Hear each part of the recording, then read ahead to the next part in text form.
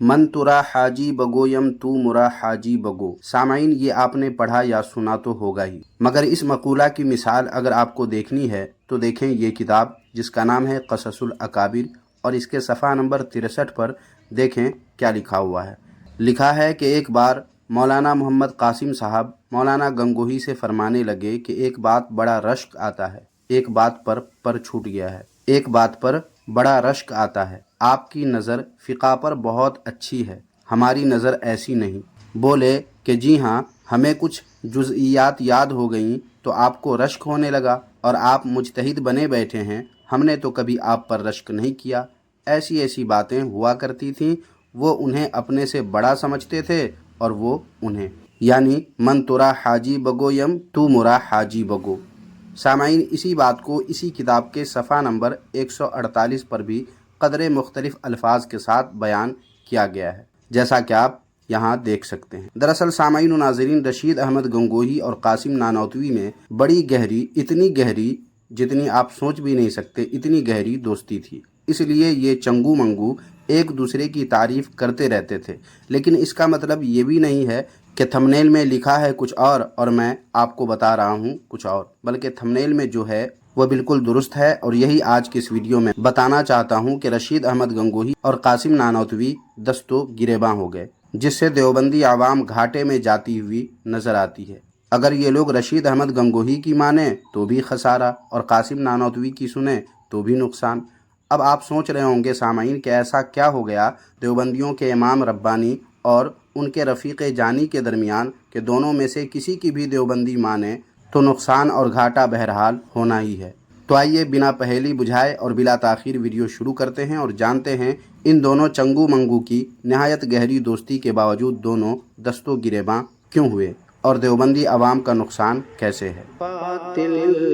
کرد کریں گے ہم ہیں بریلی والے۔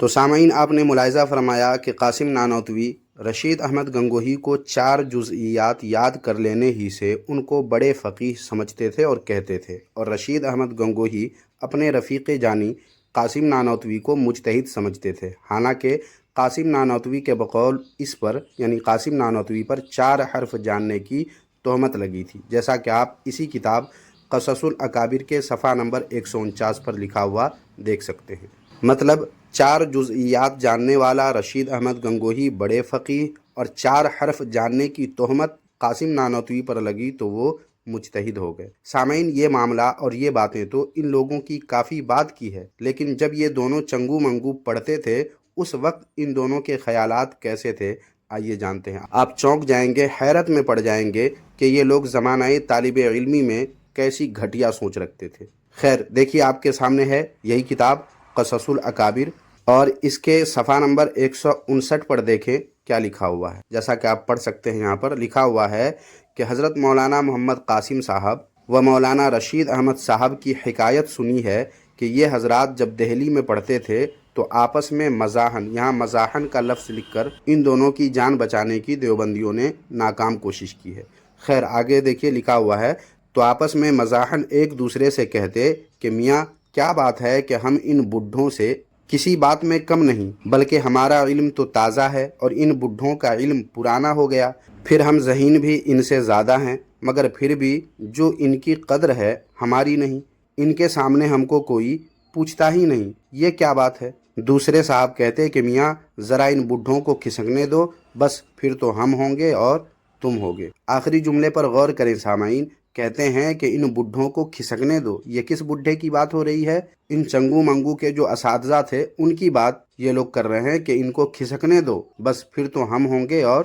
تم ہوگے۔ زمانہ طالب علمی سے ایسا مجاز بنائے ہوئے تھے یہ دونوں چنگو منگو کہ ہم ہوں گے کہ تم ہوگے۔ اس لیے جب تحصیل علم مکر و فریب سے ان دونوں کی فراغت ہوئی تو اب یہ دونوں خود کو کیا کیا سمجھنے لگے، آپ ملاحظہ فرما چکے ہیں کہ ایک کو دوسرا بڑے فقیہ اور دوسرے کو پہلا مجتہد کہنے لگے، اور بھی بہت کچھ ہوا۔ نیز ان دونوں کی پریم کہانی بھی کافی مشہور ہے جسے آپ بھی جانتے ہوں گے، اور ضرورت پڑی تو انشاءاللہ تعالی میں بھی ان کی اس پریم کہانی کو اپنے مخصوص انداز میں، جسے آپ حضرات کافی پسند کرتے ہیں، اسی انداز میں بھی اپنی کسی اور ویڈیو میں پیش کروں گا۔ بہرحال سامعین، بات یہیں ختم نہیں ہوتی ہے، بلکہ کچھ اور آگے بڑھیں تو معلوم ہوگا کہ اسی کتاب قصص الاکابر کے صفحہ نمبر 153 پر لکھا ہوا ہے کہ مولانا محمد قاسم صاحب میں شان ولایت کا رنگ غالب تھا اور مولانا گنگوہی میں شان نبوت کا۔ لیکن سامعین، دیوبندیوں کی کتابیں دونوں کے متعلق دیکھیں تو معلوم ہوتا ہے کہ ان دونوں کو نبی بنانے پر تلے ہوئے تھے دیوبندی، مگر مرزا قادیانی کے اعلان نبوت کے بعد اس کا جو عبرتناک انجام ہوا اور جو اس کی تھوتو ہوئی، اس سے سبق لیتے ہوئے دیوبندیوں نے اپنے قدم روک لیے اور پیچھے کھینچ لیے، ورنہ یہ دونوں بھی اعلان نبوت کر چکے ہوتے، یا پھر دیوبندی ان دونوں کو نبی ثابت کر کے دنیا کے سامنے پیش کر چکے ہوتے، کیونکہ زمانہ طالب علمی ہی سے ان دونوں کا مزاج جو تھا آپ جان ہی چکے ہیں، اپنے اساتذہ کے بارے میں کیسے نازیبا الفاظ کہتے تھے۔ یہی وجہ تھی سامعین کہ خود رشید احمد گنگوہی اپنے آپ کو منصب نبوت کا حامل اپنے معتقدین اور مریدین میں باور کرانے کے لیے بڑے بڑے دعوے اپنے ہی زبان سے کرتے تھے۔ مثلا ارواح ثلاثہ کے صفحہ نمبر 230 پر دیوبندیوں نے جو لکھا ہے وہ دیکھیں۔ لکھا ہے کہ حضرت نے فرمایا کہ حق تعالیٰ نے مجھ سے وعدہ فرمایا ہے کہ میری زبان سے غلط نہیں نکلوائے گا۔ اب یہ وعدہ رشید احمد گنگوہی سے اللہ تعالیٰ نے کب فرمایا، یہ تو اپنے گھر کی بات کوئی دیوبندی ہی بہتر واضح کر سکتا ہے۔ اس لیے میں چاہوں گا کہ کوئی دیوبندی اس بات کی وضاحت کر دے کہ یہ وعدہ اللہ تبارک و تعالیٰ نے رشید احمد گنگوہی سے کب اور کہاں فرمایا تھا، اور پھر جو غلطیاں رشید احمد گنگوہی سے ہوئی ہیں ان کا کیا ان غلطیوں کے وقت اللہ تبارک و تعالیٰ نے اپنا وعدہ توڑ دیا، پورا نہیں کیا؟ کیا معاملہ ہوا؟ دیوبندی اس کی وضاحت ضرور کر دیں۔ اور پھر سامعین و ناظرین، آپ کو یہ جان کر بھی بے حد حیرت ہوگی کہ دیوبندیوں کا رشید احمد گنگوہی کے متعلق یہ عقیدہ ہے کہ ان کی زبان سے جو بات نکلتی ہے وہ تقدیر الہی کے مطابق ہوتی ہے۔ جی ہاں، تقدیر الہی کے مطابق ہوتی ہے۔ ثبوت کے لیے دیکھیں تذکرۃ الرشید اور اس کی جلد دوم کے صفحہ نمبر 219 پر کیا لکھا ہوا ہے۔ دیکھیں، لکھا ہوا ہے کہ میرا تو یہ عقیدہ ہے کہ مولانا کی زبان سے جو بات نکلتی ہے تقدیر الہی کے مطابق ہوتی ہے۔ غور کریں سامعین کہ دیوبندی لوگ رشید احمد گنگوہی کو کیا سمجھتے ہیں۔ اور اب دیکھیں تذکرۃ الرشید جلد دوم کے صفحہ نمبر 17 کا یہ حوالہ۔ دیکھیں یہاں لکھا ہوا ہے کہ آپ نے کئی مرتبہ بحیثیت تبلیغ یہ الفاظ زبان فیض ترجمان سے فرمائے، سن لو، حق وہی ہے جو رشید احمد کی زبان سے نکلتا ہے، اور بقسم کہتا ہوں میں کچھ نہیں ہوں مگر اس زمانہ میں ہدایت و نجات موقوف ہے میرے اتباع پر۔ سامعین، یہاں بھی غور کریں کہ کیا یہ دبے الفاظ میں اپنے نبی ہونے کا اعلان نہیں ہے کہ یہ کبھی کہتے ہیں کہ حق تعالیٰ نے میری زبان سے غلط نہ نکلوانے کا وعدہ فرمایا ہے، کبھی کہتے ہیں کہ حق وہی ہے جو رشید احمد کی زبان سے نکلتا ہے۔ پھر ان کی اس بات کو مضبوط بنانے کے لیے دیوبندیوں کے شیخ الہنود محمود حسن اٹھتے ہیں اور لکھتے ہیں کہ ہدایت جس نے ڈھونڈی دوسری جگہ ہوا گمراہ، ہدایت جس نے ڈھونڈی دوسری جگہ ہوا گمراہ، وہ میزاب ہدایت تھے، کہیں کیا نص قرآنی۔ مطلب یہ کہ پورا ماحول بنا لیا گیا تھا رشید احمد گنگوہی کے نبی ہونے کا دعویٰ کرنے کے لیے، اور لوگوں کے دل و دماغ میں یہ بات ڈال دی گئی تھی کہ رشید احمد گنگوہی کی بات تقدیر الہی کے مطابق ہوتی ہے، حق وہی ہے جو رشید احمد گنگوہی کی زبان سے نکلتا ہے، کیونکہ حق تعالیٰ نے ان کی زبان سے غلط نہیں نکلوائے گا یہ وعدہ فرمایا ہے، اور جو شخص دوسری جگہ ہدایت ڈھونڈنے گیا وہ گمراہ ہو گیا۔ حتیٰ کہ دیوبندی لوگ کعبہ بھی چلے جاتے ہیں تو وہاں بھی کعبہ جیسی مقدس جگہ میں بھی گنگوہ کا راستہ پوچھتے پھرتے ہیں۔ جی ہاں، جیسا کہ آپ اس اسکین میں دیکھ سکتے ہیں لکھا ہوا۔ لیکن سامعین و ناظرین، جو اصل بات ہے اور جو اس ویڈیو کا مرکزی حصہ ہے وہ یہ ہے کہ رشید احمد گنگوہی نے اعلان کر دیا کہ اس زمانہ میں ہدایت و نجات موقوف ہے میرے اتباع پر، یعنی کسی کو ہدایت و نجات چاہیے تو اس کو رشید احمد گنگوہی کی اتباع کرنی ہوگی، اس کے علاوہ کوئی چارہ نہیں ہے، کیونکہ یہ یعنی ہدایت و نجات رشید احمد گنگوہی کے اتباع پر موقوف ہے۔ لیکن سامعین، اب دیکھیے تصویر کا دوسرا رخ۔ رشید احمد گنگوہی کے رفیق جانی، دارالعلوم دیوبند کا زبردستی کا بانی، جی ہاں، دارالعلوم دیوبند کا بانی، آپ نے بار بار سنا اور پڑھا ہوگا کہ قاسم نانوتوی دارالعلوم دیوبند کا بانی ہے، جو سراسر جھوٹ ہے۔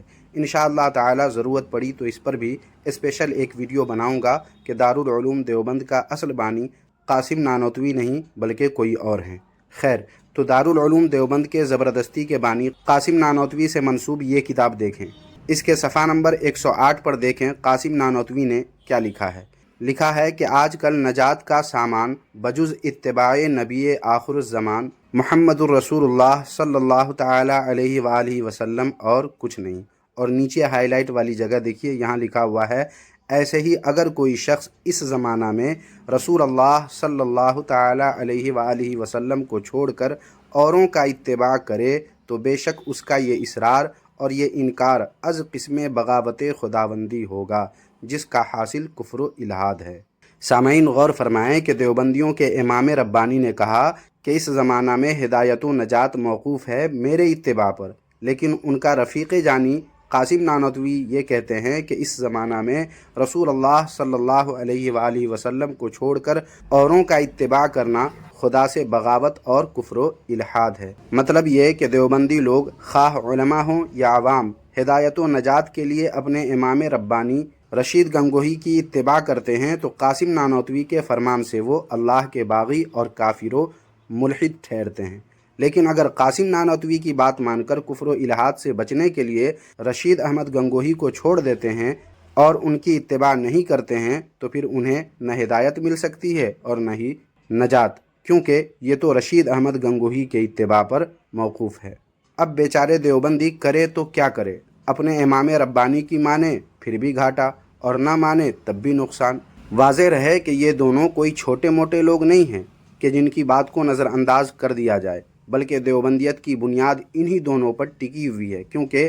देवबंदी दीन इन्हीं दोनों ने कायम की है, जैसा कि आप इस किताब के सफ़ा नंबर 125 पर लिखा हुआ देख सकते हैं। अब देखिए देवबंदी क्या करते हैं और क्या नहीं करते हैं कि उनके दीन के इन दोनों बानियों ने तो देवबंदियों का बेड़ा ही गर्क करके रख दिया है, और दोनों इस तरह दस्तों गिरेबां हुए कि देवबंदी लोग दोनों में से जिसकी भी बात मानेंगे खसारे ही खसारे में रहेंगे। इसलिए देवबंदियों से मेरा कहना यह है कि अल्लाह ताला ने आपको अक़्ल व शऊर, इल्म व हुनर से नवाजा है। अगर वाकई ये नेमतें आपके पास हैं तो उनका इस्तेमाल करें और सोचें कि आप औंधे मुँह कहाँ गिरे जा रहे हैं। आपको हिदायत व नजात चाहिए तो इत्तिबा रशीद अहमद गंगोही की नहीं बल्कि अल्लाह के प्यारे रसूल सल्लल्लाहु अलैहि वसल्लम की करें, और इन दोनों चंगू मंगू से अपना रिश्ता ख़त्म करें, वरना आप इन दोनों में से जिसकी भी बात मानेंगे नुकसान आपको ही उठाना होगा। बाकी मर्ज़ी आपकी, मुझे हक़ खोल कर रखना था सो आपके सामने मैंने रख दिया है।